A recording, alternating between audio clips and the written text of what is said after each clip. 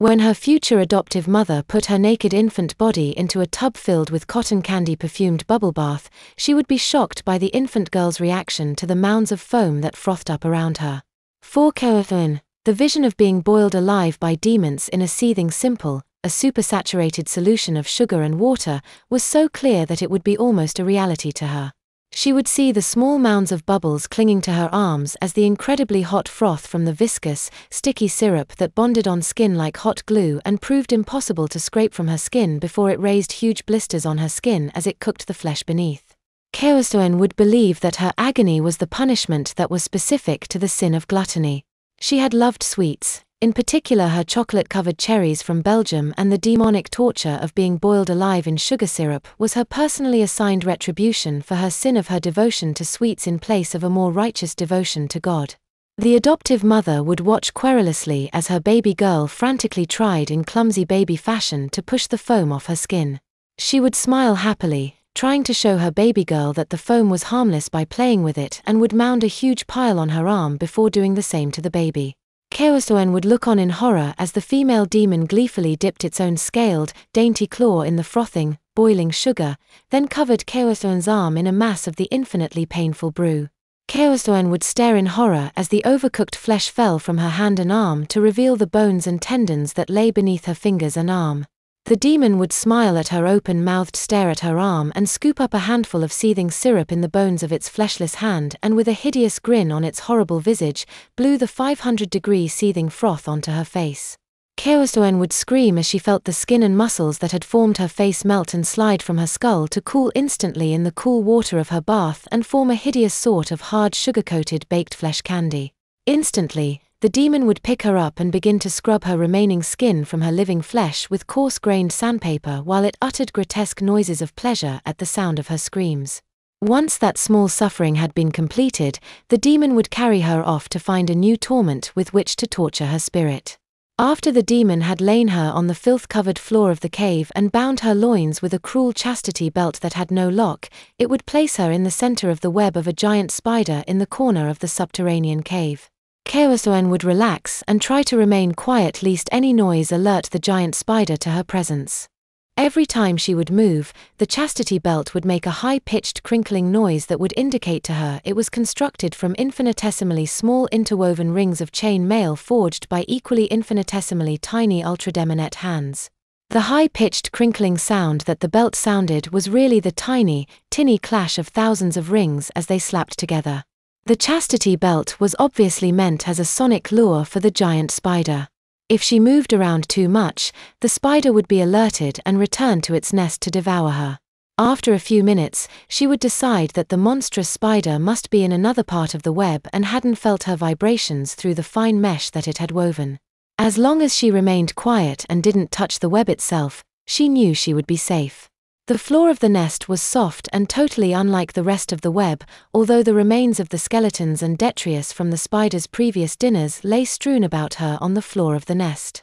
Before her lay a segment of the blue bulbous jointed spine of some unknown creature of hell, and in the corners of the nest there were what must have been the bones of the forelimbs of other creatures. When she picked them up, they would rattle noisily, so she would lay them down in quiet haste before the sounds summoned the spider to her lair. Catherine would awake at midnight to find herself in an open-topped wrought iron cage surrounded by the corpses of dead furry animals. She would know instinctively that they must be corpses because they failed to move or breath in the slightest. Over the cage would fly a flight of circling diminutive winged demonettes screeching their tiny songs of praise to their foul master in the nethermost ring of hell, but Catherine would know they were only watchers to make sure she didn't escape her cage. Strangely, she would feel that being in an iron cage in hell felt faintly comforting. It would mean that the demons were finished with her for a time and that she could rest before the torture began anew. From her viewpoint, at least she wouldn't have to worry about being paralyzed by spider venom and being cocooned in spider silk to be hung as a late-night snack for a spider. The thought of having all her bodily fluids sucked from within her while she watched would make her blood run cold.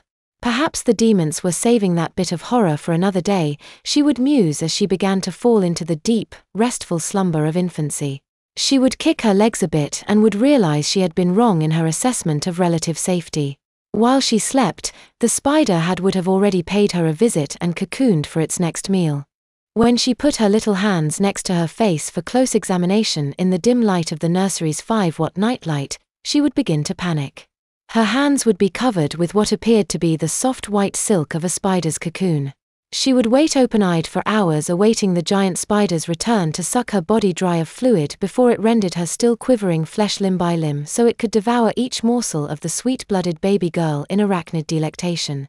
Finally, she would fall into an exhausted slumber which was so deep that she couldn't be roused. When she woke the next morning, she would be back in the real world. Her hallucinations would end when true sleep overcame her. Unfortunately for her peace of spirit, the visions would return again and again. The witch's spell on her ensured that they would, endlessly, until the day that she died and was reborn again. The adoptive mother would be astonished by the baby's reaction to the bubble bath. Every touch of the harmless foam would make the infant girl wail as if her flesh was being eaten away by some acid.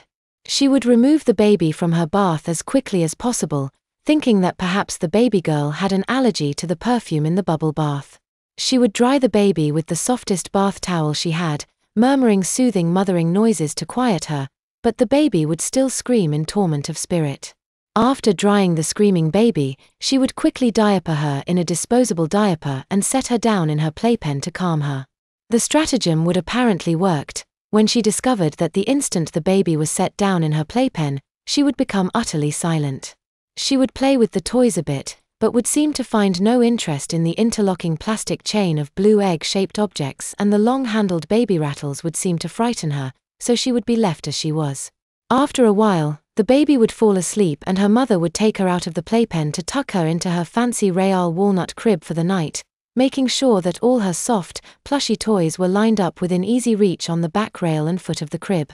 Her husband would demur on the cost of the expensive crib at first, but when he saw the pitiful little baby girl that the preacher had, and heard the preacher tell the woeful tale of the baby's rescue from the clutches of the Satanists, his generous heart would melt and he would agree to buy the nursery suite that his wife wanted.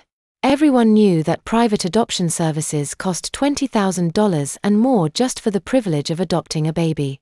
He would get off cheap and he would know it.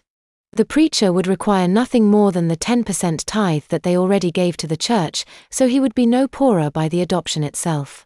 If his wife wanted to spend a bit extra for good furniture that would last, well, that was a savings too. Besides, the preacher mentioned something about the baby not being able to grow older because of an unbreakable satanic spell. It was good business sense to buy quality if you expected something to last.